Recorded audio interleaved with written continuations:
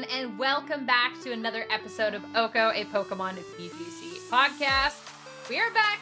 So happy to be here. I'm Sierra Dawn, joined, of course, by my co-host, Joe Brown. We took a week off, but we are back, and so much stuff to talk about. There's the DLC, there's Reg E, and the regional season is about to get crazy. Yeah, had a quick visit with Nurse Joy, and then now we're feeling better. We're back on the grind and ready for Regulation E. So there's definitely a couple things we have to talk about still to catch up on. We have 2 Regulation D regionals to go over, and then a lot of fun things on tap for today, Sierra. Yeah, and in specific for anyone's like, well, what is exactly everything you're going over? Well, we'll talk about the DLC because, of course, we both have the opportunity to play through it now. And I hope that anyone who is planning on playing it has played it, so this will be a spoiler-full episode. Then we're going to talk about this fabled Regulation E and what we think that is going to be entailing. Then, of course, we'll talk about those Regulation D events that did go on, an in-game event that is currently happening, and, of course, go to our question of the week. DLC, right out of the gate, what do you think of it? Okay, so I think this is going to be an interesting conversation for us to have because obviously everybody, like, Pokemon's such a weird thing on the internet because people are like, it's the worst thing in human history. And then also in the same thread are like, this is the greatest thing. And this DLC cured my cancer and it's awesome. And like, it's just, I think on both ends, people are outrageous, right? Like, it's not the greatest thing of all time. It's not the worst thing of all time. I think we have a weird expectation with Pokemon games because of how popular they are and everything. And I guess my initial thought, Sierra, would be that it feels like a bummer that this is a 2-parter because if this DLC was meatier than like the 3.5 hours or whatever it took to get through this story, I feel like people, and myself included, would like it a lot more, but it's kind of just a tease for part 2. It seems like that's where the real excitement is going to be, and that doesn't make me feel happy because DLC, like, if you're releasing half of it, it should still feel like a full project, and it doesn't feel that way to me, if I'm making sense. No, that does make sense, especially too when you're looking back at Sword and Shield. Both the DLC parts were very separate. They had their own story. You played the DLC and you played a story from like beginning to end. And I definitely felt that same sentiment playing the Scarlet and Violet one, that it seemed like the beginning part of the story. Not even like the fun, interesting early part of the story. It kind of seems like the tutorial that you go through in the early part of a game that's too easy before you actually get to the good stuff. Like it kind of seemed really unsatisfying. So I was actually playing through the DLC for a second time, and it was just more and more obvious. Like even right out at the beginning, like the whole DLC, it's called the Hidden Treasures of Area Zero. And right out of the gate, you have that Miss Briar who's like, have you seen the Violet book? But there's pages missing. Ooh, what'd you think of this? And then it never really comes back to fruition because that's the second part of the DLC. You go to the Crystal Pool and they're like, oh, there's some really cool stuff here, but we'll actually just talk about that later. Like, it just, I don't know, it kind of seemed really forced in a lot of those ways. Yeah, they're like, oh, didn't you know that the Blueberry Academy is like super cool and like too bad you can't experience it right now, but like it's totally cool and it's going to be so awesome, and it's like, well, show me that, you know what I mean? Like, okay, you're from the Blueberry Academy, it takes place in Unova, like, okay, we know all these things are happening, but like she could have been anybody else. It was irrelevant that she was from the Blueberry Academy, like besides promoting that up, you know what I mean? Like, I think maybe one way they could have done that. Now, this is how I feel. I think it's our own fault because I had my level 98 Jolteon in my party, right? And so I fight these level 60, like Houndours and all these like random like level 65 whatever the like smallest evolution on Cutie Fly. I couldn't think of its name. Like level 65 Cutie Fly. The tiny little butterfly thing. Yeah, and so like okay, I get that's my fault because I have party members and I can use new Pokemon and train them. And for the most part, I did. Like I switched in. Like, oh, I got a Mamoswine and I got the Dipplin and trying to have fun and use some of these new Pokemon. But like there still is the urge to get through this. So if I can just face smash it with my level 98 Jolteon and just Thunderbolt everything, like I am gonna. I felt bad every time I had to stop doing story to fight a trainer because I see the thing. I'm like, I mean, I guess I'll just ruin this guy's day with his with his level 60 pre-evolved Pokemon that should have clearly evolved by now, but he's pressed B a million times to stop the evolutions. Like, so I think the level scaling, if we start, this is my theory, because we had the egg with the Sinnoh Pokemon, right? And it was random. Like I got Turtwig, other people got Piplup, whatever. If that egg was a Unova starter, and the lady gives us a random Unova starter to start the Kitakami experience with, and we have to start out with regular Pokemon again, just like the base game, so I can't use my level 100 Pokemon, then it's a much more enjoyable experience. And like, I feel no connection to the Kitakami map compared to the connection I have with the Paldea map, because it just didn't matter.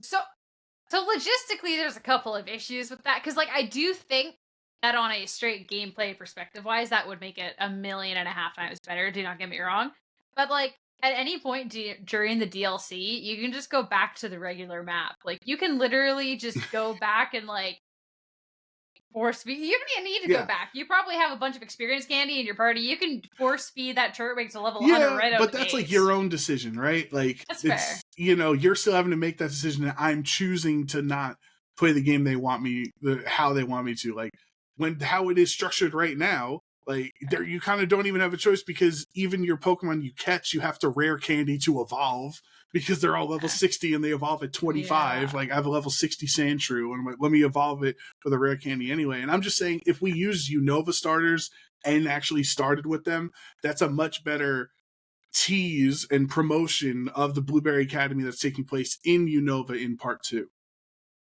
Yeah, that definitely would have been nice, especially because the Gen 4 like, starters, because the Gen 4 starters aren't in the decks anyway, in the Kitakami decks. So I wanted to just get that. I forgot to mention that. That's why I was saying the Gen 5 starters, because they're not in the decks anyway. You're just like, no, I hate Gen 4 starters. No, I love Gen 4 starters. That's my favorite generation. I'm just saying, if you want to promote Blueberry Academy, give us Unova starters then. Yeah, see, the level scaling, it just like, I definitely don't disagree. Like you're talking about like, oh, you didn't really feel any connection going through. Though I will say I didn't really feel a connection with like the Scarlet Violet map either, because it's just field and rig. Like I don't know. I think that's my own personal issue. I'm not really a fan of the open world games. Cue everybody hitting the dislike button. I know. But because of that, for me, the Kitakami map, how it was, really didn't make too much of a difference. But I don't know. It seemed really forced, especially too, that you had this team to go through. So every battle, it just didn't really matter at that point. They're throwing in battles at the weirdest spots. Oh, here's a sign. Battle me now! Like, you have to go get this crystal thing. Milotic just pops out of the pool and you have to battle it. Like, everything seemed so weirdly random. And then none of those moments were kind of that fun because of the fact that you just had your level 68, whatever. I went through with my shiny Slitherwing and I was like, my level 100 Slitherwing, like, I am going to ruin some fool's days. And I did, so it just felt very unsatisfying. And you wanted to rush through it because the battles weren't satisfying, but also the story was kind of giving you so little that you're like, I need to get to the next part. I need to get the next part. So you're rushing to just try and find like that meat, like the hook of the story. Yeah, for sure. And then, like, you talk about all the random battles. Like, Kieran was out here giving major hop vibes at this point. It's just like, oh, well, battle me to determine how this happens. Battle me to determine who gets to keep Ogrepon. Battle me again. I'm like, dude, I'm literally decimating you every single time. Like, this is not a competition. You can't, like, how childish, and I understand they're trying to portray them as a child, but, like, even Carmine, your sister's out there, and it's just like flabbergasted. Like, you can't just battle people for everything in life. I know we battle a lot in Pokemon, but like, you don't get. I found Ogrepon. I caught. You know what I mean? Like, you don't get to just take it. I did all the legwork as you were crying in the corner. So then, what did you think of Carmine and Kieran? Because when I see people debating the DLC and whether it was good or bad, that's also one that's like so high up on the debate list. So it's like, do we like these characters or like do we absolutely hate them? Because for a while people have wanted meaner, rivals again. I mean, you know how I feel about Kieran, because I just said it. He's like Hop and How. Like, you just cannot stop battling, getting decimated. Like, people like Nimona because she was a champion, right? Yeah, she wants to keep battling, but it's because she's already proven that she's a really strong battler. Like, when Hop wants to fight you every 4 seconds in Sword and Shield, just because his brother's champion, you're like, dude, you gotta practice the matchups. You gotta practice the Hop wasn't that bad of a character. Hop wasn't that bad of a character. You fight him 17 times or something like that. Like, if you watch the speed run, it's like Hop 1, Hop 2, Hop 3, like all these different benchmarks. Like, you fight the kid so many times and he doesn't even. Bro, I smurfed him with a legendary. He had Zacian on his team, and after the game, and I still had to beat him again to prove that I was the better trainer. Like, at no point was he like that. And that's how I felt with Kieran, like, the whole time. I think Carmine was fine, because I don't know what their ages were. I don't know how old Carmine and Kieran were, but like Carmine at least felt like it was a significant age gap between her and Kieran, so it was like kind of like sisterly, but also like kind of like caretaker vibes as well. Like, you know, she felt like maybe she was very important to Kieran, like would take care of him every day, so it was like more than just a brother sister vibe. So I did like Carmine in that aspect when she's getting mad at him and trying, and like it felt like more than just a traditional brother sister role there. So I liked Carmine, her character, but like I couldn't get behind Kiki, which is Kieran's nickname. I don't know, Carmine. So I'm definitely fall in that group of people that like the meaner rival. Carmine, though, like some of the lines, maybe this is just more so about like the writing, I don't know, but like there was even a line where Carmine was talking to Kiki and said something about like, oh, at least I didn't, or like talking about him and like, oh, at least I didn't hit him, or like something like that. Like, I was like, what? Carmine? They said that? Like, you can't do that? So like, I definitely think when like looking at the characters side by side and comparing, I like her more, but that's still like at some point it's like the worst parts of her are like very strongly exaggerated, like to the point where then she is unlikable in comparison. And then like Kieran's arc is just like that whole weird like he literally eavesdrops to listen in on why he shouldn't be told about Ogrepon, and then he decides to still be mad about it, be a brat about it, fight you 10 more times about it, and then do that whole angry fist clench, I'm about to turn into this villain in our next part of the DLC moment. Like, what? Why? You literally heard why we didn't want to tell you. Like, where is all this coming from? Yeah, we were looking out for you, bro. Like, we were trying to save your feelings, and like you eavesdropped on it and like made everything worse and didn't tell us. Like, he's acting like a child. Obviously, he is a child, and I think that's why I do like Carmine more, and I like Nimona and, you know, Penny and these other, like, what has been nice with Scarlet and Violet characters is because they're not 10, they're probably, let's say 15, 16, 17, something like that. Because like Carmine's really tall. I don't know how tall our character is, but she's really tall. She's got to be like 16 or 17. That like they're like her and Nimona and others are like they're more mature. Arvin is a more mature character than our usual antagonists that are usually 10 years old, just like us, like Hop and How, and you know, the X and Y kids. That whole group, like they're all very immature. So I like that Nimona and Carmine and Arvin, even if they're still 16, they're not mature in a big sense, but compared to our usual 10-year-old antagonists, they are more mature characters. I will say though, because since I was literally on bed rest, because I am the reason we didn't do a podcast last week, I did go through and play through Violet. I had beaten Scarlet, but I was like, I'm going to play through Violet so I can actually shiny hunt like the Violet paradoxes. And talking about like the characters in the game, I've come to realize, and I might get hate on for this. This is apparently my hater arc right now. This is my Kieran at the end of the Teal Mask DLC arc. But Penny's a really bad character. Penny is a very, very bad character. Like, actually probably one of the worst written characters that they have had in a hot second. And nobody realizes it because she has a cute backpack and she says some relatable quips, which all are said completely out of the blue, and if you took out the relatable aspect of it, are actually just really mean, unlikable things about her. Like, you know, I think she's pretty nuanced character as Cassiopeia. You know, who would have saw that twist coming a mile away? You know.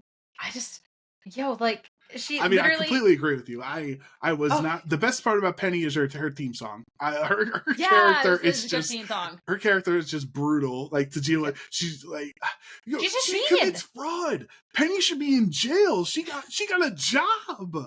She got a job for the Team Star things when she should be in front of a jury. Also, they're literally like, oh, you completely hacked the league system. You stole all this money. All you need to do is like come work for us a little bit. She's like, oh, but I got animated watch. And I'm like, yo. And then people are like, yeah, Penny, this is relatable. I also have animated watch. And I'm like, I also like that Eevee.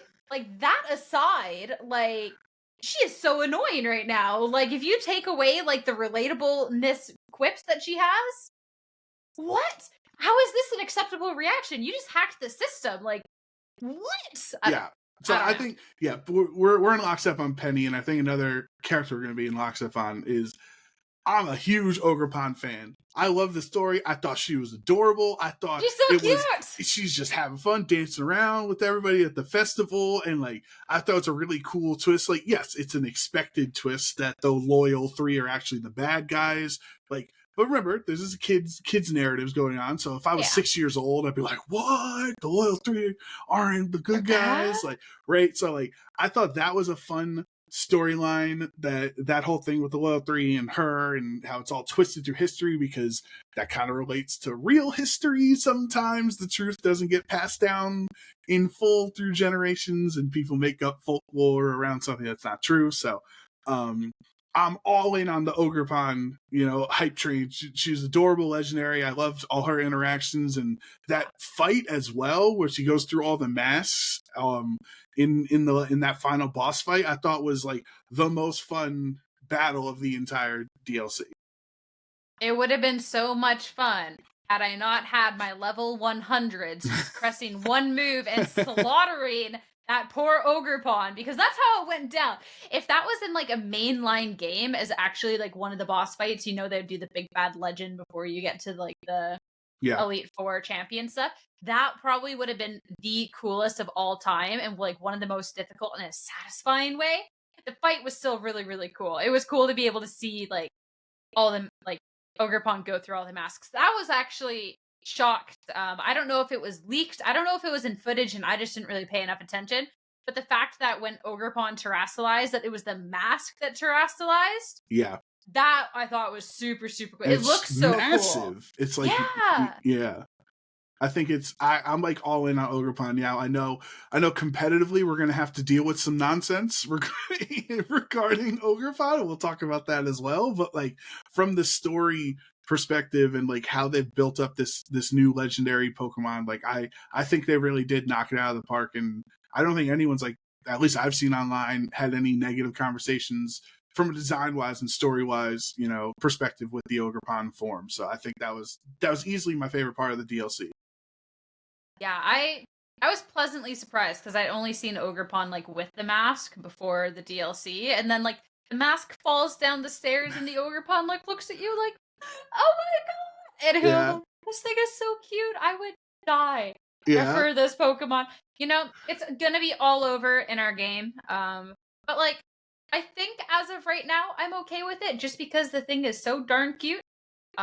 Maybe ask me in a month. Maybe we'll rephrase, because this thing is strong. Like this is, when we're looking at Pokemon that are going to be taking over, this is up there.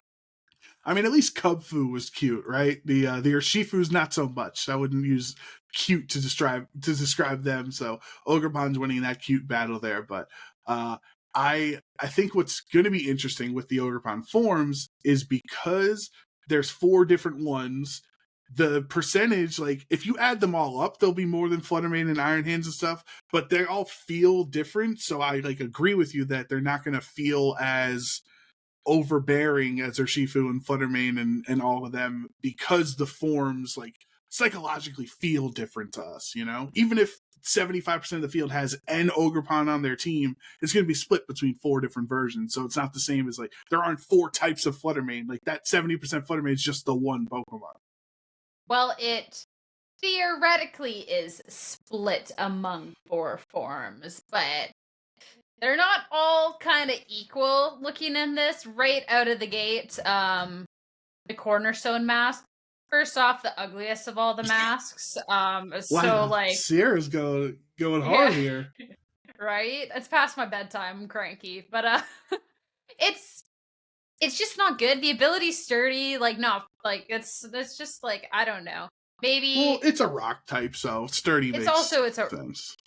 yeah, but like you know what doesn't care about sturdy? Urshifu Rapid Strike. Bam, bam, bam. Surging strikes right through it. It's a rock type. It's weak to it anyways. You can't Terastallize out of your water type weakness because, you know, you just Terastallize into the Cornerstone Mask. So, like, yeah, I don't know about that one. But the other ones, especially, like, looking at, like, the Hearth Flame Mask, the fire one, is insane.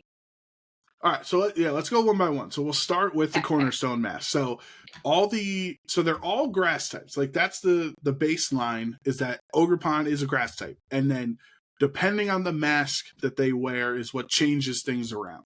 So cornerstone is grass, rock, and it changes their abilities as well. With sturdy, the other aspect they have is the embody aspect. So when Ogrepon terastallizes, it's a different form, like we mentioned, and it takes that typing and gives a boost of some kind. So that's where a baseline for our listeners who don't know. So for example, with this rock version, the cornerstone mask, when it terastallizes, it gets a defense boost by one stage. The benefit is when you Terra, you're getting a boost to it, right? And the downside though is you have to hold this item in order to have this form. So it's like Zacian with the rusted sword, right? There's things like this Pokemon essentially can't exist, or let's say it's meta options or its itemization is very limited.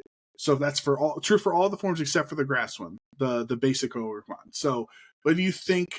You know, you don't like the rock and you don't like the sturdy. Do you at least like the defense boost? Like maybe you have a little bulky Ogrepon here? I mean, do you not remember? Like, let's just go back to Surging Strikes. What is that defense boost doing against Surging Strikes? That is 3 crits in a row, sir. Yeah, that's the unfortunate part there. Shifu does a lot to destroy a lot of potential hearts in the meta. It's the two like benchmarks you have to pass if you want to be good in VGC. You have to pass the Fluttermane one, and you have to pass the Urshifu one. And if you're gonna be not so great against one of those, like Urshifu doesn't really like Fluttermane can kind of mess it up. You have to be so good by yourself that it's like you're fine. You overshadow it, right?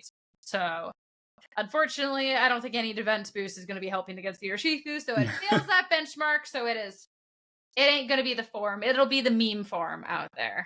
Oh, for sure. People are definitely going to make some teams around the rock version. Also forgot to mention that the signature move is Ivy Cudgel for Ogrepon, which changes form or changes types depending on which mask you're holding. So that would be a rock version. Ivy Cudgel is really strong. 100 base power, 100% accurate as well. So, and you have theoretically the 4 different types of coverage for whatever team you need. So, I think we might not get tired of Ogrepon, but I think we might get tired of Ivy Cudgel. Yeah, and heightened chance of landing a critical hit. So you might as love well, that. You know? You might as what? Just make it 100% critical hit at this rate. Why not? You know, but yeah, it's definitely quite strong. Going on to the other forms, though, I feel like the other ones are where we'll actually start to see more things being able to be used, especially too.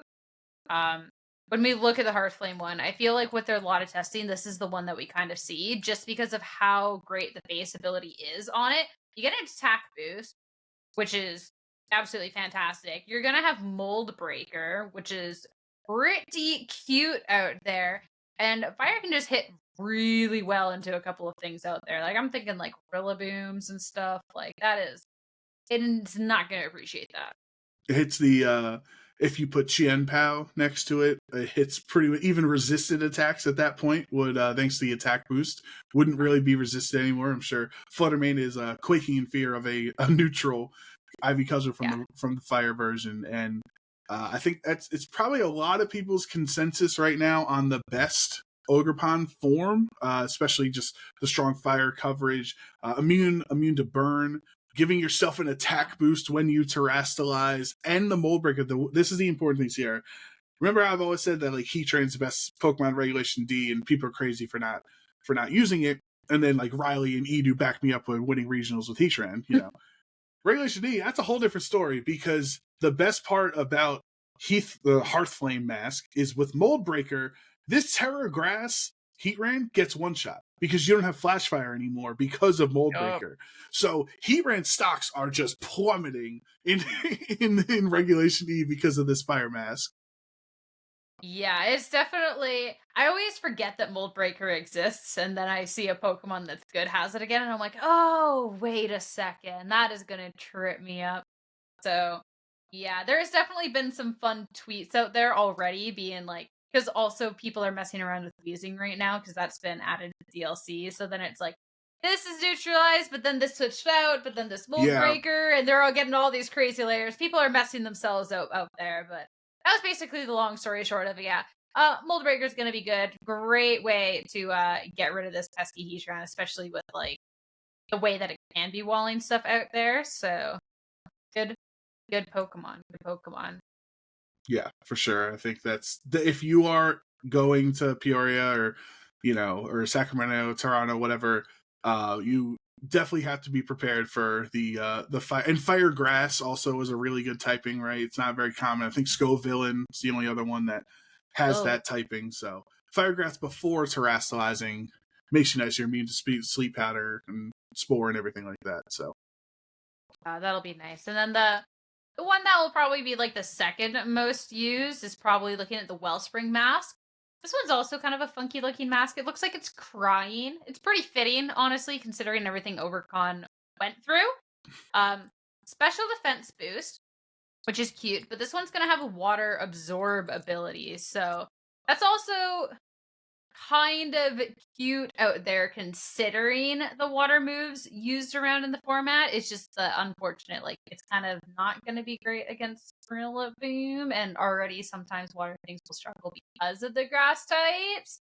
Like, if Gastrodon's kind of struggling, I think maybe this Ogrepon will. It's just, it can actually hit back and attack, but Water Absorb is not as great as Storm Drain, since you actually have to hit into the Ogrepon for it to actually absorb the hit. Exactly. And that's what I was about to say is it's not Storm Drain. It's just Water Absorb, which is great because you heal off of it.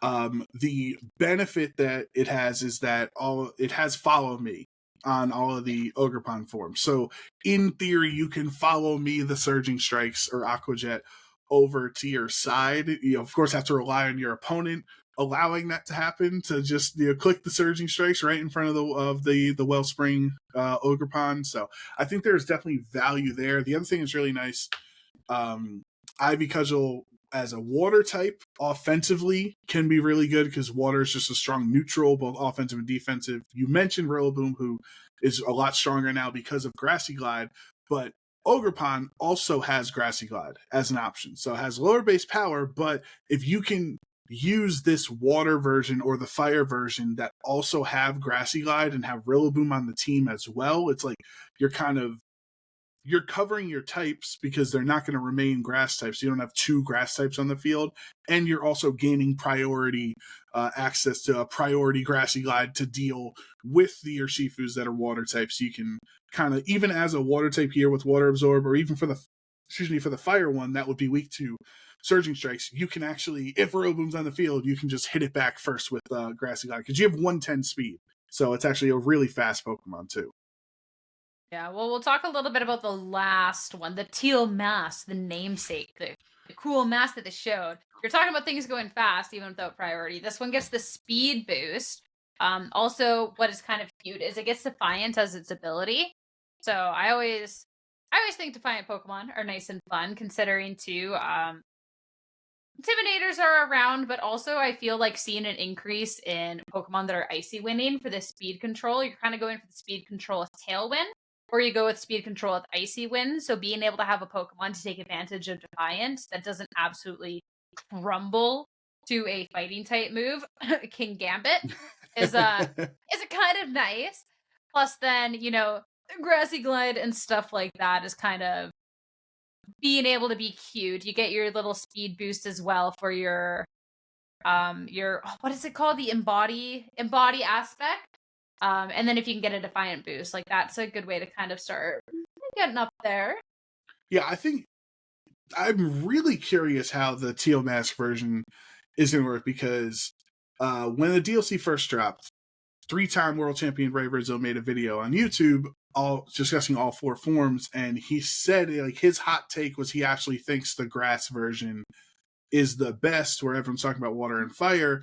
And it's not necessarily because the grass version is better. It's because it gives you more options. And so if you know Ray with his bulky Thundurus and the Gothitelle he won worlds with as well, like he likes having different options for Pokemon because it's the only Ogrepon form that is not required to hold its mask as its held item to get the benefit. So you can use Focus Sash or Life Orb or Rocky Helmet because they have access to Spiky Shield as well instead of Protect, and you do some bulky Rocky Helmet version. So I think that's where I'm really excited for the grass Ogrepon here. I don't know if Ray would hold the same opinion in middle of September as he would now heading into October if he's practiced with it, because I think a lot of people are on the fire train.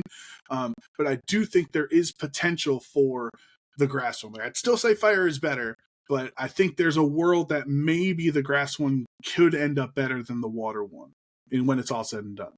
I forgot about the item, so that is a really, really good call out. I think too it'll just be like the messing around with the Pokemon to kind of see exactly where it's at, because the beginning of format always seems to be so aggressive and everything too. So just the fact that the fire Ogrepon gets the attack boost and you're hitting like a truck with it, people are gonna use it, right? You can click Tailwind, you can click this Ivy move, and you can just like go off. So it'll be interesting in a couple of months to see exactly where we end off with that. Especially too, there's a couple of other really fun tools that people have been using that have been introduced. This Blood Moon Ursaluna, which still looks like a character straight out of FNAF. I'm sorry. Have you seen that thing on the battlefield? It towers over it does not look like it belongs. No, well, it doesn't. It's from like a long a long gone time, right? A long time ago in the Hisui region, as the photographer lady likes to call it. Her ancestors used to call Sinnoh that. So I really do think it is like a peculiar decision to have the Blood Moon version, because it's completely different, but not from regular Ursaluna, because it is a special attacker, normal ground, but it essentially still wants to sweep the same way that regular Ursaluna does. And this one's 52 speed compared to 50, so they're both really slow, but they're not slow enough to win in Trick Room. Like, they're not slower than Amoonguss, not slower than Torkoal, they're not slower than Dusclops and all these other Trick Room Pokemon in that area. So like, I'm trying with Blood Moon. I definitely think somebody can make it work, but like that 52 speed is just kind of brutal when Iron Hands is at 50 and when the opposing Ursaluna is at 50 as well. Well, its defense is kind of cheeky on it. It actually has a pretty decently high defense. It's just special defense is kind of... And that's why people run Assault Vest, to shore up its one bad stat. Yeah, for sure. A couple of other fun things about this Pokemon, though. So for its ability, it's got Mind's Eye. So fighting normal moves hit Ghost. So that's actually... It can get really fun. I love that, actually. Accuracy can't be lowered, ignores evasiveness. As well, it got a new exclusive move, Blood Moon. Hits 140 power, 100% accurate, normal type.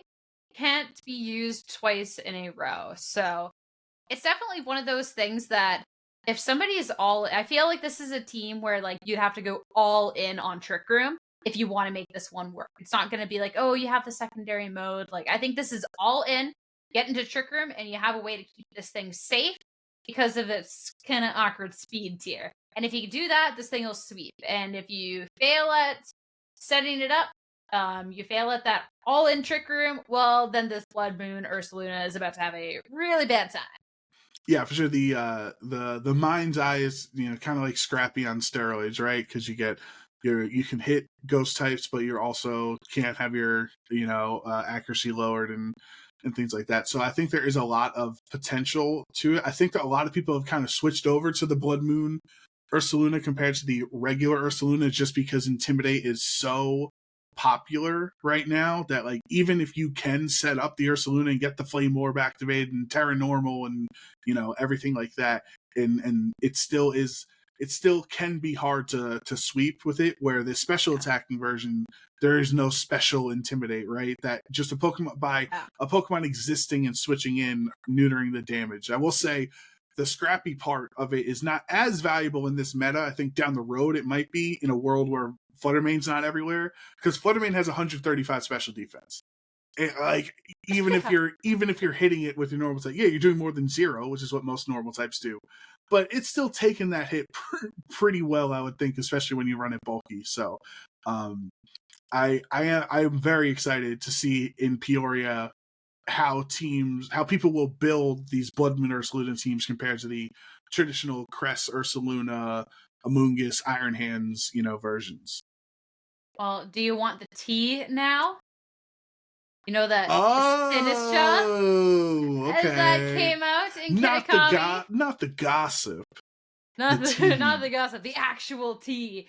Because this Pokemon, this is one that actually gotten to see on quite a few different teams, that already people are getting kind of funky with it. But this Pokemon actually looks like it's going to be piping hot. So its ability, Hospitality, on switch in, it restores a fourth of your ally's HP, which is super, super cool. So a lot of Pokemon don't have a way to heal up. So just on switching, you don't even have to dedicate your move to it. Switching's so valuable in BGC, that's insane. It's also got this exclusive move, Matcha Gotcha, which I'm not even gonna lie. The first time that we have to say that seriously on broadcast, I am going to crack up. Like, it's a game-winning call, and they're like, the Matcha Gotcha isn't gonna connect. The Matcha, he gotcha. Or something, like, I don't know, like, it's just already just crude. Like, I don't know, but the move is sick. Like, it's so strong. Yeah, sure, because it's like Scald and Giga Drain together or something, right? Like, yeah, it's crazy. All good. Yeah, so it's 80 base power, 90% accurate, 20% burn chance. It recovers 50% of the damage that you dealt. And then this one I actually didn't even think about, but it's kind of funny. Since it is like hot tea that you're throwing on your opponent, if they're frozen, it'll actually thaw them. I just learned that now looking it up. I like that. I think that's a nice little touch. That's a good thematic choice for them to right? I like that. Just like it's hot, like you're saying. I think that's the thing.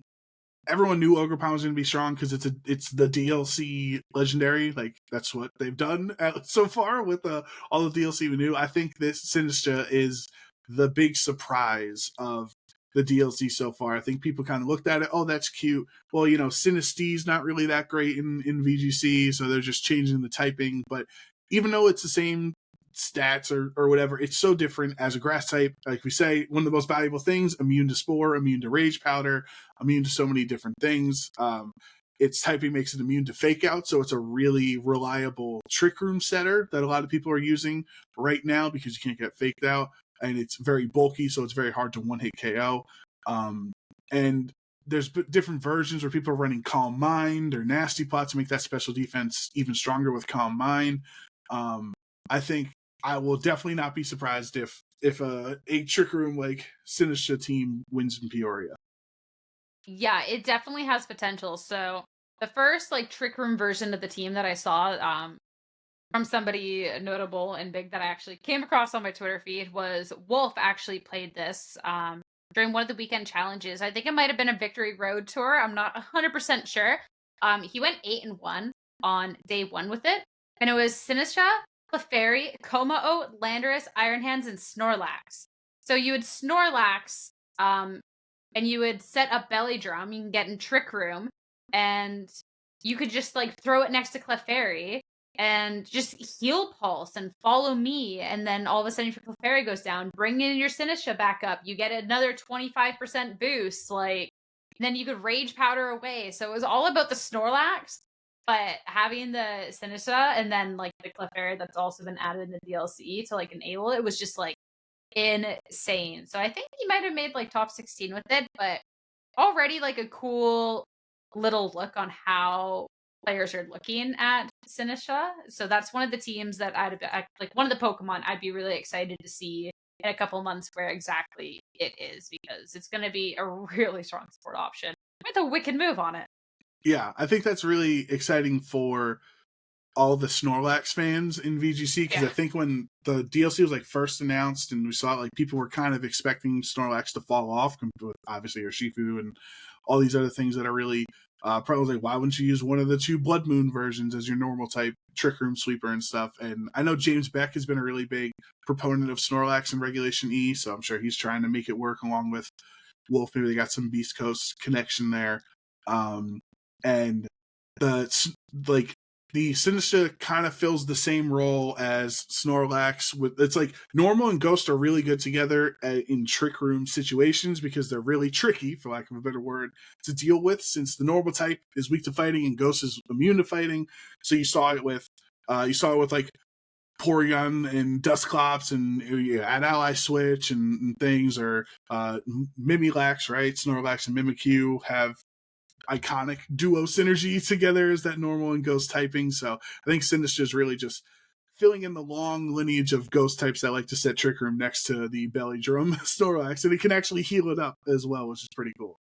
And like the fact that it's not like a Ally Switch mind game, but instead actually just straight having Rage Powder is so nice, because then it's not like oh, are they going to call that an Ally Switch so I don't, but then do I? Because they'll say like, no, you just whatever you want, get in Trick Room, and you can just sit there and press Rage Powder, and you don't even have to stress about it. Yeah, having Rage Powder and Follow Me on the same team because of Clefairy, that's awesome. Yeah, it did not look fun to play against. That is that is for sure. It looks like it'd be fun to run down in a tournament with, but yeah, no, I definitely it would not have been fun. But it's interesting because with these Pokemon being added and stuff, we actually haven't gotten an official word on what Regulation E is. Like, all of the tournaments that are being run and all the building that's being done is still technically just theories based off of past trends. I think it's like October 1st, like 4 or 5 days before Peoria, that they're actually announcing the legitimate what Regulation E is. Okay, we have not technically gotten it, but if we put our thinking caps on, we do know it is. We know it is this because they have a formula that they follow. Like, everyone was like, oh, what Pokemon are they going to ban? Are they going to ban Fluttermane? And like, no, they use that terminology because Mew and Jirachi and Calyrex are banned. Like, it's not the first time they've said certain Pokemon will be banned. Like, everyone was freaking out over that. Like, we've never read patch notes before on the new regulations. So, like, yes, in theory they could do some weird curveball where it's Regulation E is just the Kitakami Dex and we only have those 200 Pokemon to use. But like, if we use our noggins a little bit, we can like follow the formula that Game Freak usually follows and understand that it's Regulation D plus DLC mons. So we're at like that one little part where it gets tricky though, because I think a lot of what we think Regulation E should be based off of trends, I think is accurate. There's one Pokemon, and I don't think it's meta-defining or anything, that I'm very curious about the status of, and that's Empoleon. Because if you look at the past trends, if it doesn't have a Pokedex number, it isn't legal for competitive play. So there has been people who have been really hyped about Empoleon because of the fact that it got competitive, and people have been building with it. It's like 7% usage on Pikalytics right now. But realistically, since it doesn't have a dex number, that is actually a Pokemon that I think could be left completely out of Regulation E. Because you look, Walking Wake and Iron Leaves, we don't have dex numbers for, so they're not legal in VGC. I mean, I think that's a great point. So if that's one question on if Empoleon and and the other Sinnoh starters are legal. I think that's a fair thing to like for us to worry about. But like the amount of sleep people are losing, and like people are tweeting every day, like day 5 until that of me tweeting that they haven't officially announced Regulation E. Like they're not doing that for just Empoleon's sake, right? They think there's some random scheme going on that we're secretly going to have some weird format. And I do think Empoleon is going to be really sick. Yeah. Like I think I was watching Neil on YouTube, and he had like a top cut rundown that some event, and Empoleon won some online tournament with Assault Vest, and it's just like really cool. And I know our good friend Daz is a big Empoleon fan. Like we were trying to make him work in Gen 7 when he was nowhere near viable. So he had Defiant at that point instead of competitive. So I know there's a lot of people that are very excited about Empoleon actually being viable in VGC because it like Assault Vest and a Steel type against the Flutter main, as long as they're not having Energy Ball or something, it makes it really a really nice Flutter main counter. It'll be, if anything, even if Empoleon isn't allowed for Regulation E, realistically, with the second part of the DLC, you can catch starters in the wild. If they don't give them a Pokedex number by then, it's just it's just absolutely whack. Like at that point, they will have deserved one. So Empoleon fans will just have to wait till, I think January is when we think Regulation F would be, realistically. So, but yeah, I definitely think with the given trends, like the only thing that I would, if anything, they were going to change, regardless of the Empoleon thing, would maybe be the Ogrepon. But the Ogrepon, I don't think it's a mythical. So realistically, they shouldn't, because it is just that strong Pokemon introduced in the DLC. That's like the Calyrexes. That's like the Urshifu. Well, that's the thing. I was going to say, it's like Urshifu DLC comes out, Urshifu's legal, the Crown Tundra comes out, Regieleki and Regidrago's not great, but we're legal right away. And remember, Spectrier and Glastrier were legal as the base horse forms, but Calyrex wasn't as the higher up legendary, right? So that's what I do think. I think that would be very un-Game Freak like if they did introduce this legendary, because this is all marketing, it's all promotion, right? When you watch VGC and you see Ogrepon and you're like, oh, you can play the DLC and play with Ogrepon just like the people on stream. So that would be a very weird marketing decision to not have it legal.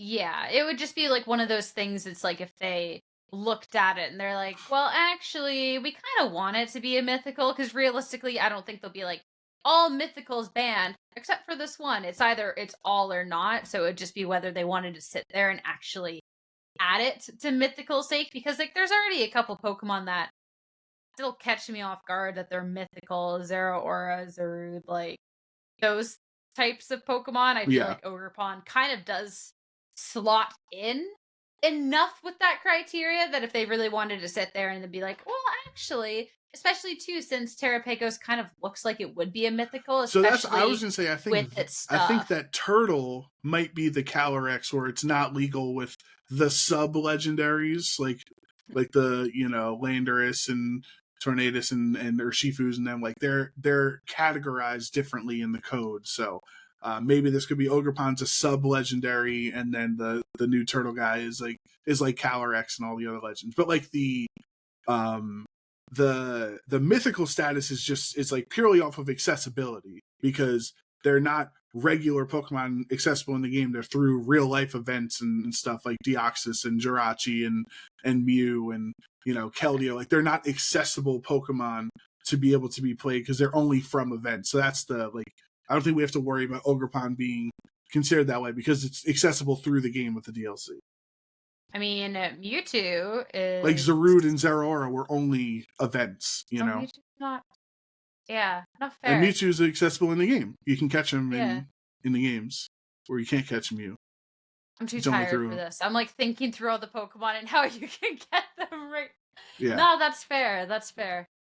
I'm gonna have to do some deep diving into this World of Miracles now. Would be incredible if you see. It was like 143 speed, crazy coverage.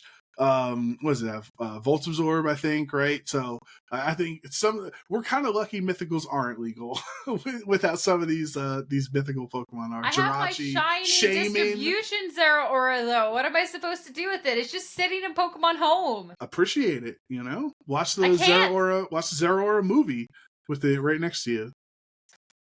Yeah, not until I actually body somebody in VGC with it. Then it's not The Plasma it. Fist, its exclusive move is like bonkers. Like, yeah, we're like, dude, Shaman, like, Shaman would actually destroy the game. Shaman Sky specifically. So, Fair. Yeah, maybe we'll stick with her. Maybe Ogrepon isn't too strong. yeah, Maybe Ogrepon is not Shaman Sky, confirmed. We're good. I feel like there is like the one little bit of panic though with that Regulation E, because you mentioned it, like if it was just Kitakami decks.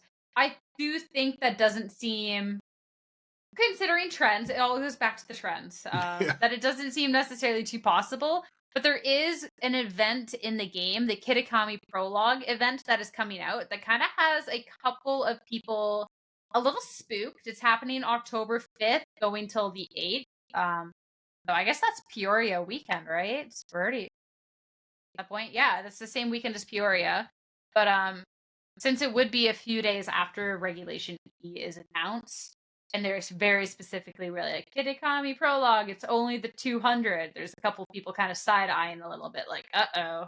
Yeah, but again, that's the same people that are like, oh, the word says ban. Are they going to ban Fluttermane? Like, that don't know how, because we have had these, let's call them for fun formats before in the online years in Sword and Shield and Scarlet and Violet, where they just do random things where you can only bring these 2 Pokemon, or you can only bring this, or you can only bring these specific Pokemon. And like, this is not the first time that, like, we had one in wasn't Sword and Shield with Halloween, where you can only have ghost types or something like that. So like, just because we've had these special formats that happen to take place in VGC that are recognized in game and officially promoted, like, there's no correlation to these like random formats being viable VGC format options for the official scene. It's just the timing that has people spook. So that people gotta chill out, Sierra. We're just too stressed. We're, as Pokemon players, right? We're over analytical. We think about all these different options. Like, no, just chill out. Fluttermane's not banned. Shit. Like, the Ogrepon's gonna be legal. Like, we're cool. Just hang out. Like, stop freaking out and tweeting every day.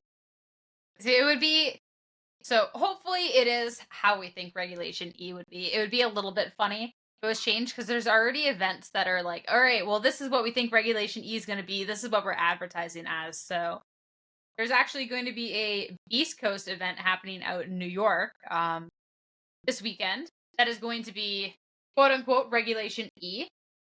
What we assume is going to be, which actually is going to be really cool, because that'll be a kind of indication, if this is Regulation E, to what maybe we could see in Peoria, because this is kind of like the first little taste. So we always look at these online tournaments. This isn't actually a real life event. Yeah, so I would agree with you there that this is more indicative than the online tournaments, even though the online tournaments are still really important for us to know and like see how the meta is evolving and stuff, because this is in person. You got to go there, you have to commit, you have to actually build it in the game, right? And commit to driving out there and putting the effort in to actually make it work in a it's going to be stacked too, because it's a 2-day event. They've hit their player cap size. I believe you can still actually get a spectator pass for $5 if you want to just watch. But like, this is going to be, with all the Beast Coast guys that are all high caliber players, like, this is going to be a big litmus test for the Regulation E format. And I don't know. Again, I don't know if Empoleon's legal, if they're going to say it's legal or not. But like, that shouldn't really be the big thing. It should be which Ogrepon form is the most prevalent, which what 3. other. Right, Loyal 3, if there's any viability. I guess we haven't even talked about them either. Right. We can talk about those huge Goliaths of VGC Pokemon that are definitely not as strong as some of the other Regulation E Pokemon, but they got spunk. They got heart. They got something. Yeah. It's tough out here for poison types, It's, first off, back on the Hater arc, they all look very silly. They're They all look super evil. Like, why did the Kitakami people think that they were the good guys? Like, they don't look like the good guys. They look like the bad guys. well, they do look like the bad guys, don't get me wrong, but you're like saying evil. This is like if evil went through like 5 of those like generated filters to where like the results just get worse and worse because you keep feeding back its results, and it's just like, oh, what is this anymore? Like they're not cute, but they're not cool, and they're not scary, but like they're not good looking. Like I just like and like can we talk about the names of them? Because I already We're gonna have to. I already was making fun of like the matcha gotcha and stuff, but like we got Monkey Dory, we got Okidogi, Yep. and we have Pheasantipity. Love it. Just Now, I think their names are one thing. It's going to trip us up every single time on commentary. Like, for sure we're going to trip up saying Pheasantipity there is or going something. to be the same Okidogi joke made at least a dozen times before the end of the season. It is going to be in some highlight reel somewhere. Like, bold of you to assume that Okidogi is going to win a regional to be put in the to be put in the it doesn't recap. have to win it. It just needs to do good enough. I know, but usually, with the recap, the regional recaps, like they have like the call from the winning call or whatever from finals. But everything is Okie dokie over here, grabbing this KO with the drain punch, and I don't know. Exactly. There's going to be something dumb said. I already know. I'm calling it right now. Their names are silly, and I agree with you that the designs are also silly because they're not. I would say Monkey Dory, like, is giving poison type, right? But the other two are not giving poison to me. Like, Pheasantipity is poison fairy. And, like, I don't want to be that guy, but, like, it's not really pink. And, like, I don't want to just put all paint pink Pokemon with the same brush. But, like, a lot of pink Pokemon are fairy types. And, like, Okidogi, he's black and green. And, like, black is dark and green is grass. And he's neither of those typings. He's poison. Oh, my God, what is it? Is he dark? Is he poison dark? What is Okidogi? Hold on, I have it pulled. Poison fighting. Okay, he's poison fighting, right? Which is not. He's not giving poison fighting. I don't. The only thing that's poison about them is like the purple scarf. Pheasantipity has a purple necklace thing. Monkey Dory has a purple headband. Okay, but like, if you gave me 10 guesses on, you say look at Pheasantipity, I give you 10 tries to guess its typing, I wouldn't say poison fairy. Like I just wouldn't come up with that. So I think that's actually goes to a little bit more of a lore reasoning than anything. So obviously all 3 of the loyal 3 have like that purple scarf around it. That's like the toxic chain. That's what the ability is named after. It is in the Kitakami myths, and I'll read out the one for Okidogi, for example. In Kitakami myths, it is said that Okidogi was once a smaller, weaker Pokemon, but a desire for strength somehow led it to the toxic chain around its neck. And then having, like, there's a whole paragraph about it, but having, like, the chain then made it stronger, which is what it wanted. So then, hence the fighting type. Then with the Monkey Dory, it was a dumber Pokemon, and it wanted to be smarter, and the toxic chain made it smarter, hence the psychic. And then the Pheasantipity wanted to be more beautiful. Then the chain, the scarf, made it more beautiful, hence like the fairy typing. So that's kind of a little bit more of a lore reasoning as opposed to the actual designs of them. I'm just saying Okidogi looks like Zarude's cousin as just a big green and black like the Pokemon. Wish version of and Zarude is a dark grass type, and Okidogi looks like its cousin. Like it's not giving poison fighting to me. It's not like I remember in Sword and Shield, like the first time you saw a Grappalot, it came out of the ocean and is blue, and it's a mono fighting type. Like, what are we doing here? That's how I feel with the loyal 3 right now. Like, what are we doing here?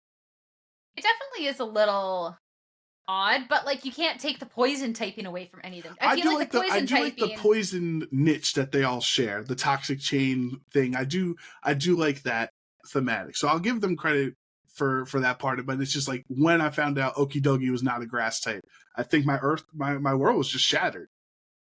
See, I think I'm too caught up with like I'm too focused in on the lore because like I understand looking at the designs like without any other further context.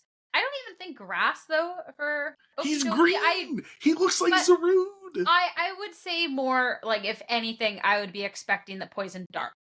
Realistically, it looks Sure. like Incineroar, looks like Zarude, like kind of like have more like that dark thematics. Yeah, but I I'm could not see that. too surprised by the fighting. I don't know. What do you think of their abilities, though? Because they each have, so they all have Toxic Chain, which has the additional chance to badly poison, which is different than regular poison. So it's a 30% chance, but they all have individual abilities as well. That I think is potentially interesting. Like Pheasantipity has Technician. Let me see. Okidogi has Guard Dog, which is immune to Intimidate. It's kind of like Defiant, you know. And it can't be forced to switch. And then Monkey Dory, has Frisk.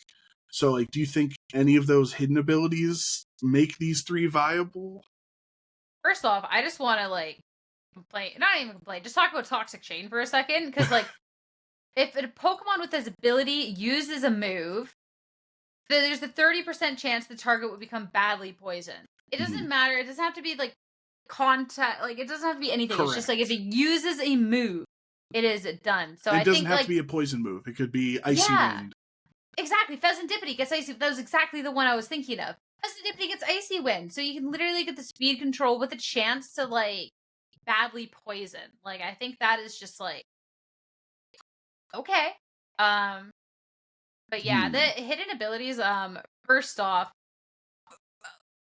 Monkey Dory with Frisk. I mean, I know they're not picking the abilities based off the VGC open team sheet format that we have out here in the West, but like, really, even in regular situations without our open team sheets, Frisk is just bad. Yeah, you'd rather the Toxic Chain than Frisk. Yeah, it just ain't good. The one thing I've seen so far, just from my practice, and I think the strategy also in game when you're catching them is beat up Pheasantipity, because if you can like I saw like with just beat up Justified, right? So you can it was Lucario. I don't think it's a great strategy, but it's a steel type that you can beat up that can't get poisoned with an activate Justified for 4 boosts. But you could also just beat up an opposing Pokemon for 5 damage, but you have 4 chances at the 30% toxic roll.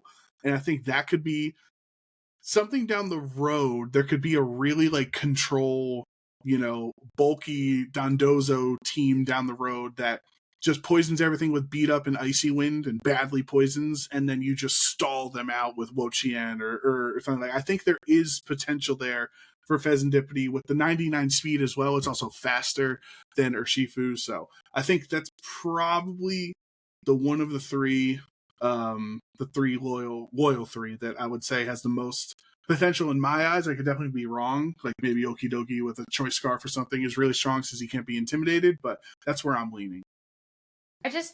We have the Toxic TM back. Like, you don't have to, like, take that roll, like, that 30% chance. You could just put Toxic on a better Pokemon if that's the strat you want to go for. Like, realistically. But what if Toxic did damage? Because Toxic, the turn you play it, doesn't do damage. It's just poison them. Beat up does so much damage. Technician Icy Wind. Your spread target. I was talking about the beat up strategy with, like, you'll surely badly poison them this time. I gotta say, my bad. Yeah, that I'm just like, just go for a Toxic. I think, like, the Toxic Chain with something like Icy Wind, where you get there's, like, people just Icy Wind, like, anyways for the speed control. Icy Wind is insane. Icy Wind's such a good move. People just do that anyways for the speed control. So being able to do that for speed control and have that chance to badly poison is just super, super nice. So I feel like moments like that is more so where I'd see Toxic Chain and just be like, oh, that's insane. Okidogi, though, actually has a good enough hidden ability to where you can actually look at that as opposed to the Toxic Chain. You're talking about, like, it being similar to Defiant, which is pretty, close. It's instead of any stat drop, it's only if it's affected by Intimidate. Its attack stat will increase by 1 stage. And then, like you said, it can't be kicked out of battle. Though, right now in VGC, that's not really an Yeah. issue, There's no right? roar, whirlwind, stuff like that. Yeah. Yeah, like that was really I don't know about before Dynamax, but like with Dynamax, like you could get one of your opponent's Dynamax Pokemon to like swap out, like you're just doing a good job. But I don't know how useful it would have been for that. The other thing I just thought of, Sarah, I think we might have just cracked the Uh-oh. code in my brain. Like, I Uh-oh. think we're winning Peoria right now. Because Oh what if no. you do choice? It doesn't have to be Scarf, but if you want, you like the 99 speed on it. Choice Scarf Fezandipity with Toxic Chain Icy Wind, and then choice Specs Hex Fluttermane. What do you think? So like it's cute, except the thing is, I don't think you could lead the Fluttermane next to it. That's like No, yeah, you bring in in the later. Yeah. Okay. As long as we're on the same page about that. Because I was just like, are you just going to like take the 50-50 on which Pokemon you think is going to get badly poisoned that turn? Like, you're just like, surely one of these, right? You just get the wrong one. You're like, darn it. Like, I don't get the KO. No, that actually would be not fun whatsoever to deal with. It'd It be fun for reminds me us. of, I think, I can't remember what the Thunder Wave Pokemon was, but I thought Ugarte had like a T-Wave Pokemon that he would throw around, and then he would have a Fluttermane with Hex, because like you just Yeah. get that speed control, and then a Fluttermane could just do like cleanup crew in the back with Hex, because I mean it's for sure faster. Like you just done easy double damage. Yeah, I think I also remember this Hex Fluttermane from Joe that you're talking about, and it is a strategy that has come up throughout the years in BGC just sparingly. It's never really been a dominant threat. I think because I think Rotom Wash gets Hex, or the Rotom forms I should say.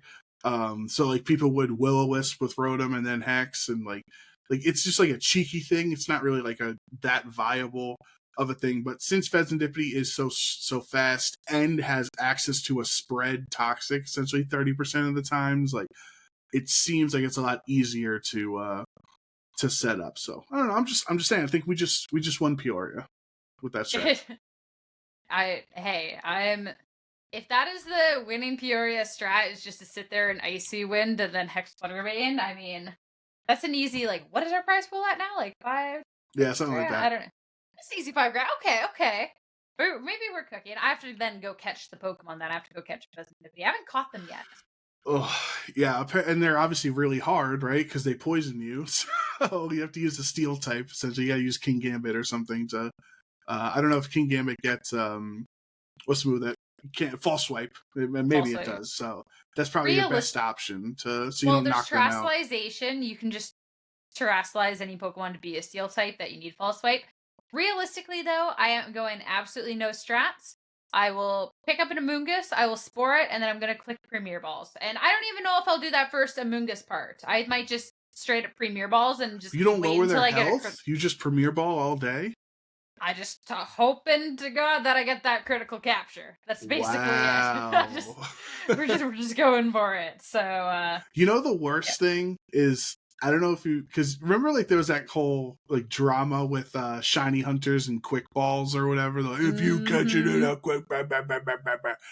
I think the other way around with legendaries. If you're playing VGC and your opponent breaks out a legendary Pokemon in a timer ball, they're a quitter. You know what I'm saying? You're not you wrong. Gave up. You gave up. Like I remember I saw it at Gen 7. I saw Tapu Lele once at a PC, I think it was, with a timer ball, and I'm like, you can't hack it in this game. You quit. You know what you do when you run out of good Pokeballs, like a luxury ball, premier ball, or something that matches aesthetically. You reset your game and you try again. That's what we do in Pokemon. You know what's even worse? Which I was guilty of this.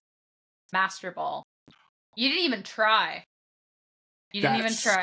That's so unforgivable. So I was helping somebody build a team for Worlds, and they needed a Regieleki, and they needed a 0 attack one, and we're at like 6 p.m. on Friday night or on Thursday night. Okay, like I don't have time, and it needs to be 0 attack IV, and I haven't caught mine yet. I was the only person in the group who hadn't caught mine, and that it wasn't already claimed. So I wanted it in a Premier Ball because that's what I had been saving for. I was actually saving up to do the shiny hunts, and I was like, no, I just want them to have the team rather more. So I tried with the Premier Balls and I wasn't catching it. And it was like 20 minutes and I still hadn't caught one to even check. And I was just like, oh God, this isn't gonna work. So I just finally like used the Master Ball, and it was like the second Regieleki, and it was 0 attack IV. So I was just like, and like if I actually just like waited out like that 5 minutes and actually tried with the Premier Ball, I would have had my perfect 0 attack IV Regieleki in this Premier Ball. But I didn't know how long it would be until I got the 0 attack IV. So I was like, well, I'm just gonna do the Master Ball and reset, Master Ball reset, and yeah. So I got punished for having no faith. How do you live with yourself as a former shiny hunter extraordinaire?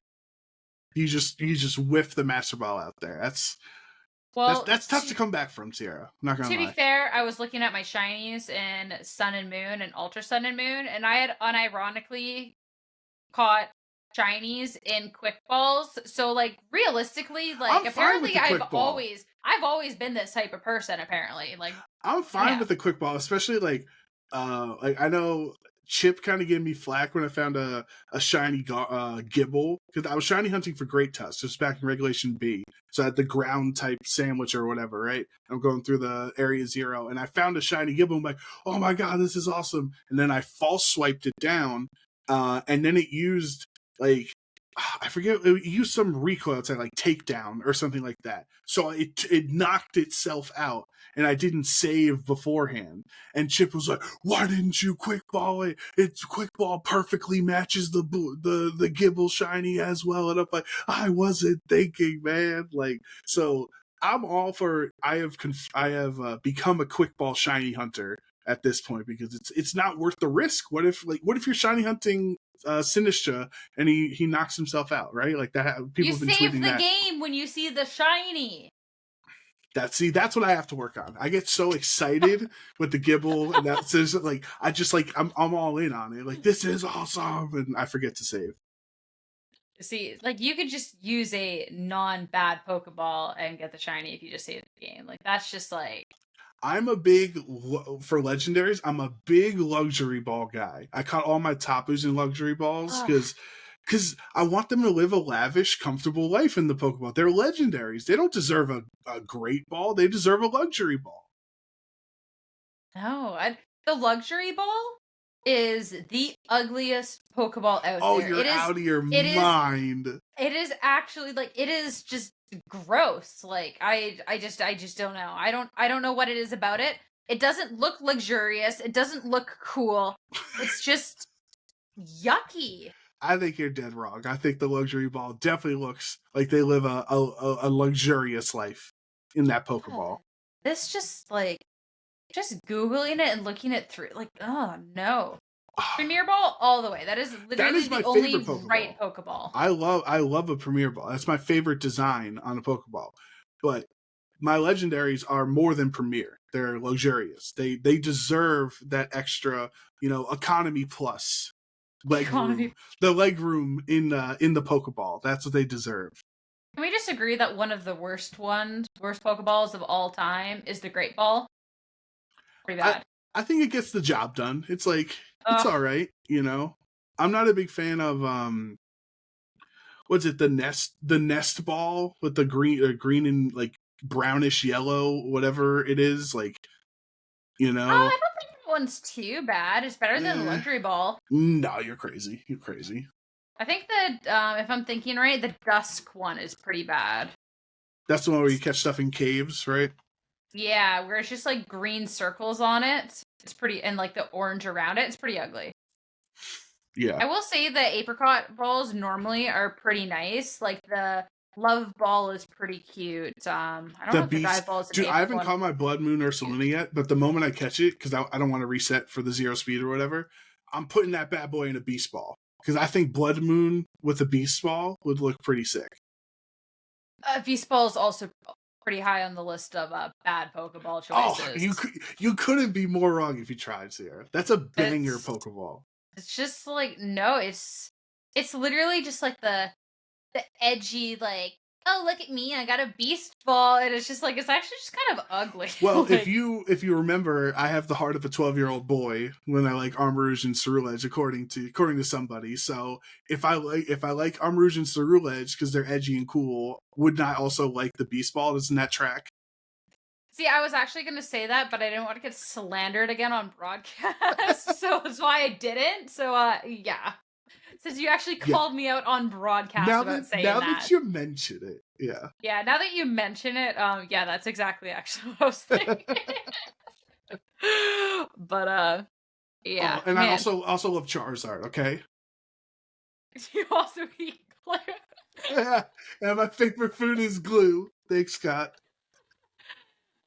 Yeah, I think that is not the first time we've referenced it on the podcast, No, but it's it won't still be one the of last either.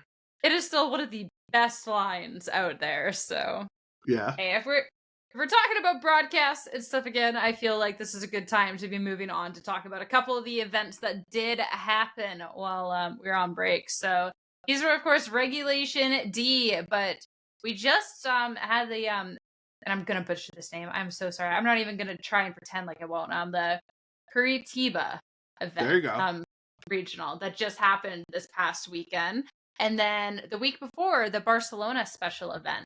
So I think the Curitiba was streamed, obviously not official, but I didn't get a chance to watch it if it was streamed. I didn't watch it either. I know our friends Rosemary and Stefan went down to Brazil and participated in the regional, so they had a lot of fun there. But do you want to start with Brazil or you want to start with Spain, with Barcelona? I was thinking we could like do the most recent and work our way back. Okay, if you'd cool. prefer the other way. Okay. That's so. If we're on Brazil, Paul Ruiz got top 8. We can start with the winners team also. But so you got top 8 with the Gothitelle, Urshifu, Amoonguss, Iron Hands, Chien-Pao, and Volcarona team. And what's interesting, as he tweets out, pulling the tweet up here. So he essentially kind of alternated his idea, his core Pokemon from World. So he finished top 8 at Curitiba.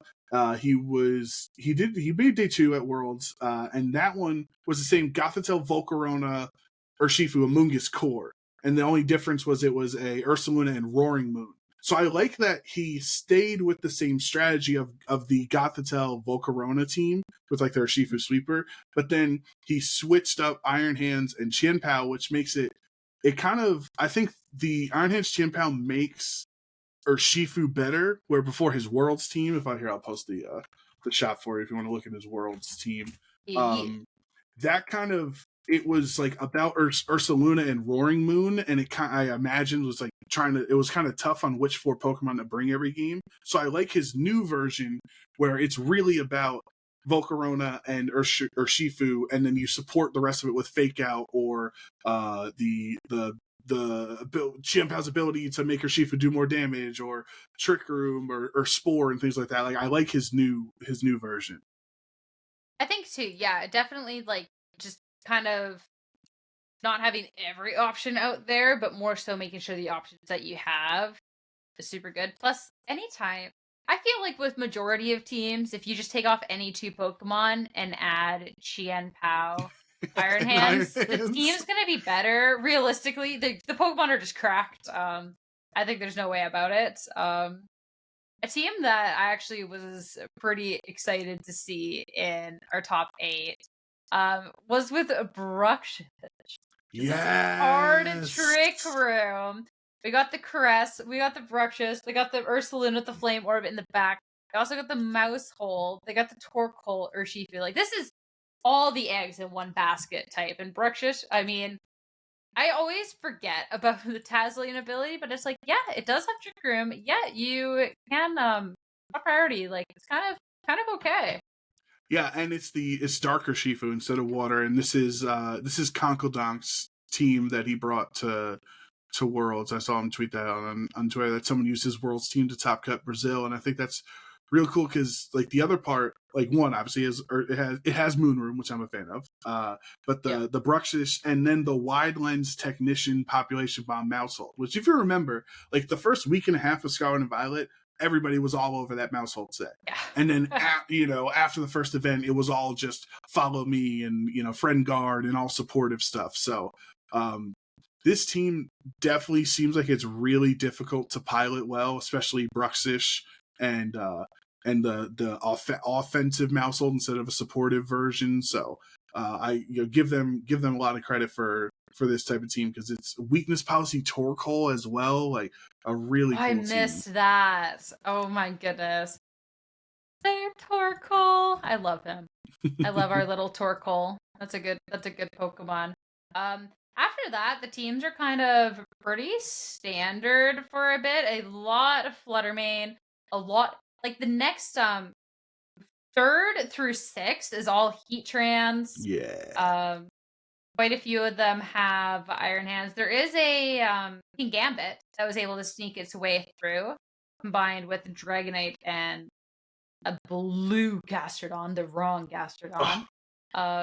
Looking at our first place team, though, we actually got the Dondozo Tatsugiri Glimora combination taking the win there. So that's also very reminiscent of Series 1, Series 2. Right.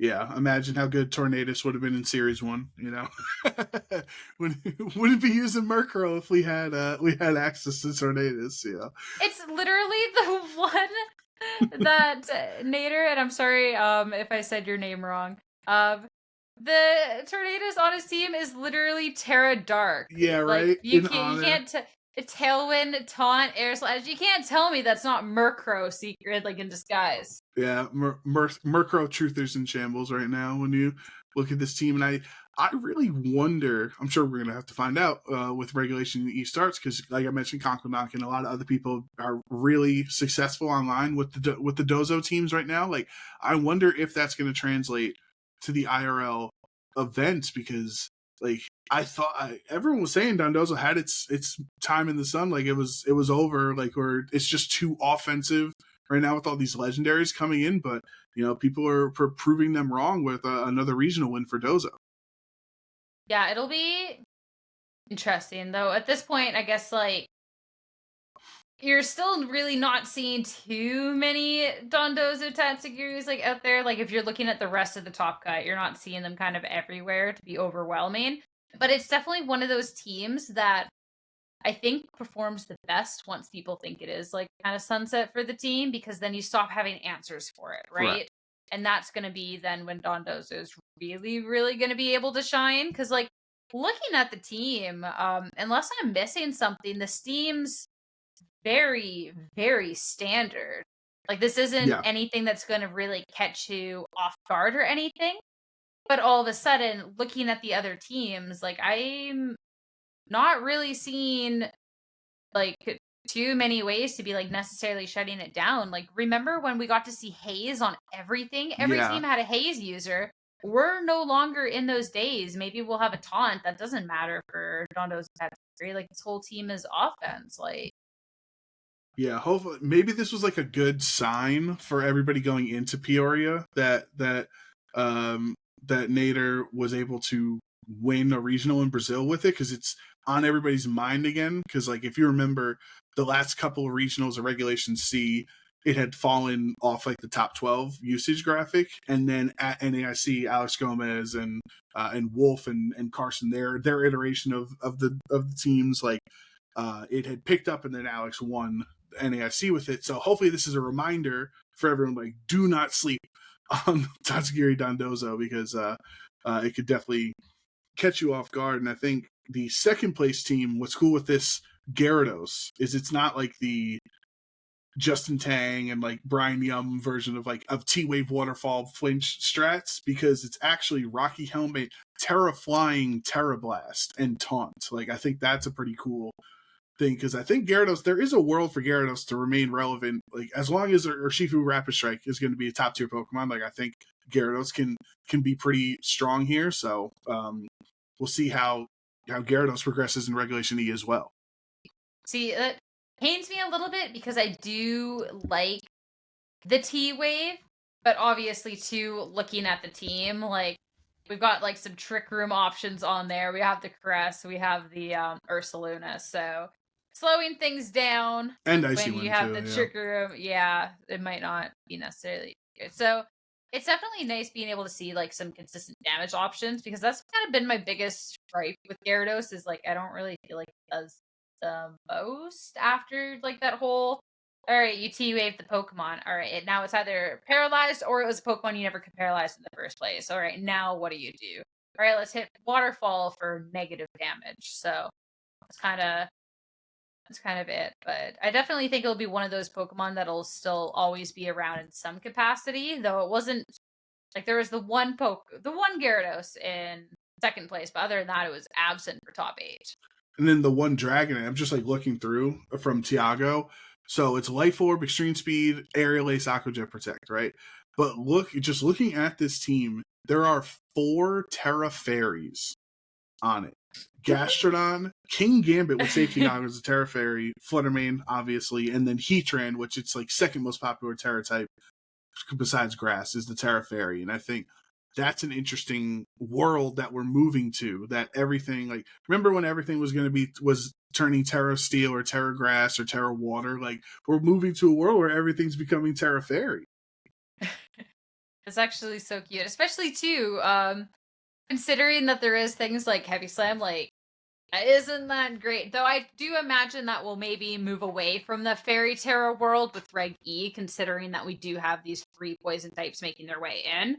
That I mean, you have to land a gunk shot if you want it to do anything, but like I wouldn't necessarily take that gamble. So that is definitely really cute that that's where our meta is right now. That we can see 4 Terra Fairies be on the same team and actually have it be obviously extremely viable considering the run. But looking at events and stuff too, there's still that Barcelona special event. We got 314 Masters players. There's the one Dondoza Tatsugiri in Top Cut. That's going to be in 7th place, though, so not enough of the wave for people to catch on to it, hence why I was able to win the next event. But you managed to win this one with a good stuff team. We got your Lando taking that win there. Yeah, the other thing that's good is the safety goggles, or Shifu. Like, I'm also a fan of that instead of the what's it called, the Mystic Water version. Kind of like you get the best of both worlds, right? You still Terra Water, so you still do more damage, but you just have safety goggles, so you don't need to be Terra Grass. And then the other, my guy Heatran, like literally in back-to-back events, because Pittsburgh and Barcelona were right after each other. Like I said earlier, Riley proved me right with his Heatran, and then Edu the next weekend with his Terra Grass Assault Vest Heatran. Like Riley's was Life Orb, but like Aaron Trailers was Assault Vest. Like I just think Heatran is such a phenomenal Pokemon in this format. I don't know if it's gonna stay that way. Like we mentioned, how Mold Breaker Ivy Cudgel just donks it when you turn into a grass type. So like we'll see. I think even if you don't Terra, because it's a neutral hit, right? Fire and Steel counter each other, so that fire move is still really strong into it. We'll see what happens with it. But for now, I can take solace in my early Reg D prediction that Heatran was going to be great, because like at Worlds it wasn't really that great, and as the format has progressed, like other people have really started to appreciate its value. Yeah, there isn't the most Heatran in the top 8, all things considering. Obviously, managing to win the entire event is pretty darn good. There was a lot in Pittsburgh. There was a lot of Heatran in That's true. That's true. Just have you managed to get 3rd with a Heatran team as well. The most interesting team, though, in this top cut, coming out from Alex Gomez. So we have a Gothitelle, a Water Urshi, Volcarona, Iron Hands, a Lando, and then a Screamtail. So Screamtail was one of those Pokemon that was just like taking names for a while. It was so annoying to go up against. Like, it wasn't necessarily everywhere, but it was definitely a way higher percentage than we got to see for a bit. That was kind of like the near the tail end of last season, the last couple of regionals, NAIC. But Alex bringing it back is so annoying considering it's the Encore Perish Song Protect Disable, so no attacking moves. It's literally just meant to be annoying. Yeah, for sure. That Screwtail has really not been that common recently, but obviously Wolf Wolf won a regional with it, and it had some strong performance at NAIC as well. Like Encore Disable is just such a deadly combination, and with Screamtail with the boost of energy, it's usually going to be moving first, so you can force these choice specs Pokemon or choice Scarf Landers or something to force into the same attack, and then you disable it. So I think it's pretty cool. I'm looking at the comparisons with this Volcarona compared to Paul Ruiz's team because it has a Gothitelle. Where is it here? Yeah, the difference is Paul doesn't have Landorus, and Alex Gomez has the safety goggles Landorus with Rock Tomb as well. I think it's pretty cool. So it still is like a Urshifu and Volcarona team with everybody else supporting it. But they have, different options there where Alex Gomez has the Landorus, and then Paul Ruiz has the Iron Hands and Chien Pao instead. Rock Tomb is a pretty cute option, all things considered, especially too, a lot of Landos that we get to see are just like kind of all out offensive, but being able to see something that's like, okay, well, we got the Intimidate, we got the U-turn out, and then the Rock Tomb to deal a little chunk of damage, but also be able to go for like some sort of speed control after you come in and get the Intimidate is actually quite nice, especially so you can do that while like setting other things up like that Volcarona. Yeah, and obviously it still has a chance to miss, right? But it is the single target Rock Slide option or Rock option for it, and I think, like we're saying, as it's here to support the Volcarona and the Urshifu to pop off here. It's doing that job with either an Intimidate or a Rock Tomb or the U-turn to switch into something else in the back, like an Iron Hands, or like obviously I would imagine there was a lot of scenarios where you turn one Lead Landorus and you U-turned into Gothitelle, trying to bait them into a bad situation, and then you have the Screamtail to Encore Disable and they can't switch out, and you can't protect either because you protect that first turn and then you get Encore into the protect. So yeah, two different ideologies from two of our great players. I don't want to see more I don't want to see more Screamtail around. Honestly, like the Encore Disable combination was just absolutely brutal. Let's not bring that back for Reg E. Peoria is happening in a week and a bit. I do not want to see it there whatsoever. I don't know how it'd fare in Reg E anyways, but please, I don't need any more of this. Yeah, I like when it comes up in small doses, right? When we go like 3 events and we haven't seen a Screamtail, and then we see, wow, the Screamtail got top 8. Like that's where I appreciate its role. I don't want it to become a top 12 Pokemon in the format. That would not be fun for us because it's like surprisingly tough to deal with. It has an insane amount of HP. You don't put any attacks, so you just put it all into bulk. Like it's really tough to deal with. Yeah, you're like, oh, this move should deal a bunch of damage, and it just shrugs it off. You're like, well, all right, I can see that this game is not about to be fun. I am about to hate the next 40 minutes of my life, but hey, we'll have to see. We'll have a big conversation next week, of course, what we do expect to see in Peoria, given that we will have, obviously, our Beast Coast results by then, and, of course, what Regulation E actually is, but I don't want to get too much into Peoria this episode, because we gotta save something for next week, right? But of course, nearing the end of our episode, we do have our question of the week. So for this one, we didn't have a question, so sad tears there. If you ever want to hear your question answered, you can of course comment on the YouTube comments or in Spotify, or even if you're like, I hate both of those platforms for doing anything other than listening, you can just add us on Twitter. We'd love to answer your questions. But I think we also got a good question for this week that we made up. Yeah. Which is, for our question of the week, which Pokemon do you want to work in Regulation E? That obviously isn't a top tier Pokemon. Fluttermane. Oh, all right, buddy. Okay, so how do you want to approach this here? Because I have Picolytics pulled up, right? Which, by the way, Picolytics goated site, like incredible. We'd love Picolytics. So what usage percentage does it have to be lower than? Because I'm trying to think of an off-meta Pokemon that I'm trying to make work that I'm not, that like I would love to become really strong in Regulation E. So what's our percentage cutoff? Let's say less than 3%, and it has to be added in the Kitakami Dex. Ooh, okay, yeah, right, because you see the Armarouge right there at 3%. You see it right there, Sierra cutting me off. 3.02. No, I also just think a good chance to talk about the Kitakami Pokemon. So Okay. there's a couple different ones that right off at the gate be interesting. I think I want to answer the Wheezing and the Galarian Wheezing for this, considering they have the neutralizing gas ability. So it turns off majority of abilities. There's a couple of them that are weird. Apparently, it doesn't turn off the Paradox's abilities. So Quark Drive and Photosynthesis, those will still remain active.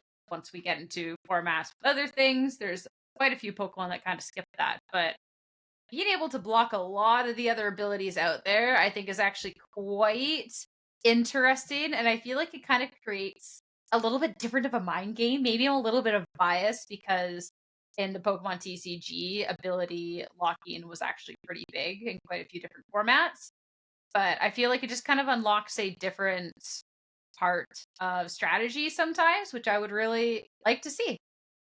Now, I want you, obviously, you can choose both, and that's fine. But we look at it, Galarian Weezing's at 2.28% usage, and Weezing, Kanto Weezing, is 1.96. So you can use both, but you can't use both in VGC because of the Dex clause. So if you have to choose which form of Weezing you really want to pop off, which one would it be? Probably Galarian Weezing. First off, you get the hat. That's true. Second, I just think having naturally that fairy typing with it will actually fare a lot better than just being a straight poison type. Because I think when people were running it in the past in Sword and Shield, you ran the poison one because you're not bringing a fairy type willingly when there's Zacians running around. So, but at this point now, everybody's trying to Terrasilize into fairy type. You might as well just get that free. Yeah, I think that's fair. I would like to see how these teams, develop and which one. I think Galarian Weezing, I would answer the same way. So for me, for anyone who has like team built with me since the introduction of Sun and Moon, they know I have tried to stick Alolan Ninetales onto every team possible. And I can't give that answer because if I look at the stats, Empoleon, or not Empoleon, I'm passing that. Alolan Ninetales is at 70% usage. So it's actually doing a really good job. I think it's like just barely outside of top 10 in usage, which makes me really proud because I've been a long time Alolan Ninetales fan. So instead, my other option, and what I'm going to lock in, is Kanto Ninetales, regular Ninetales. And it is at, where are we at? I just had it here. The regular Ninetales is at 2.13%. So there's many reasons for this, Sierra.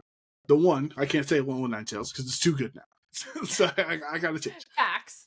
2, Ninetales, like, for the longest time, I know we love Torkoal. I'm a Torkoal gamer with you, but like, so many times I'm like, I wish we had a Torkoal that was faster.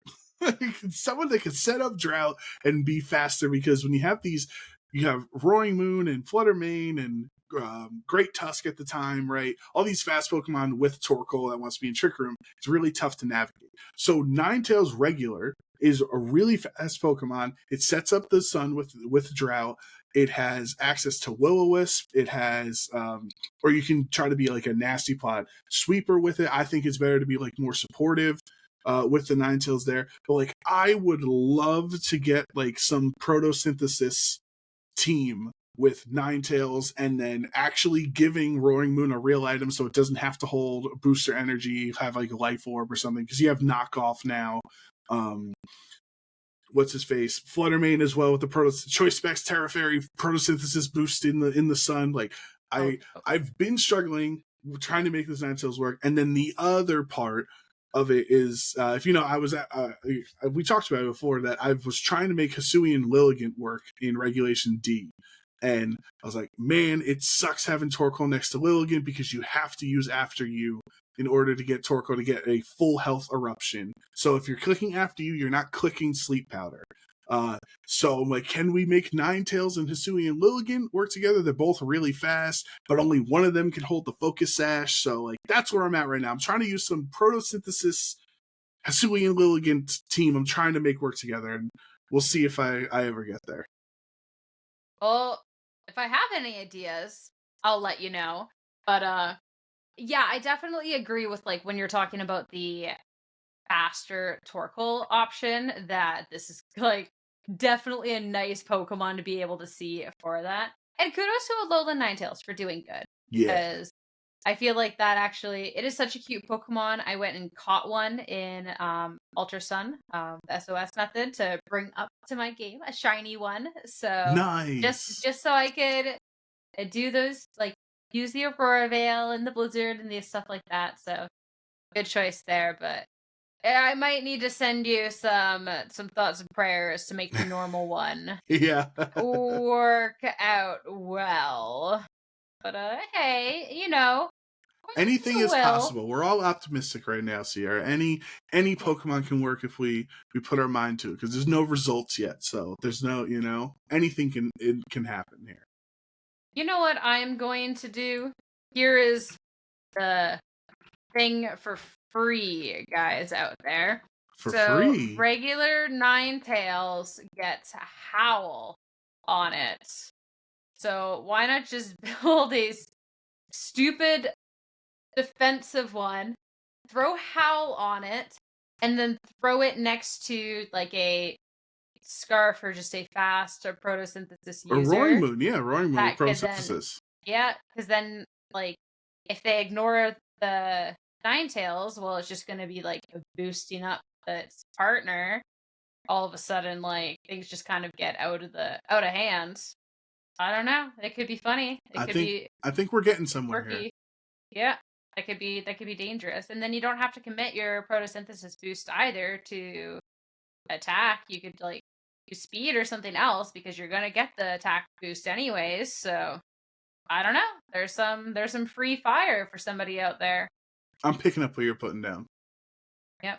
Yo, Choice Scarf, Earthquake, Great Tusk in the Sun. And well, then you would knock out your own. You knock out your own. And you Terra. Oh, Terra flying. Okay. Your Ninetales. We're doing the whole Joe Torkoal strat. I love it.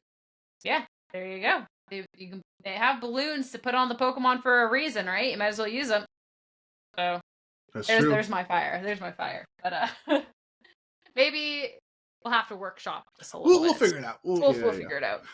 Figure it out. But that does bring us to the end of this episode. So thank you all so much for tuning in and sticking with us. Sorry again about the week off, but should hopefully be that last week off that it happens for a while because there's a lot of regionals coming up and we want to make sure that we deliver all of that good Pokemon news to you all.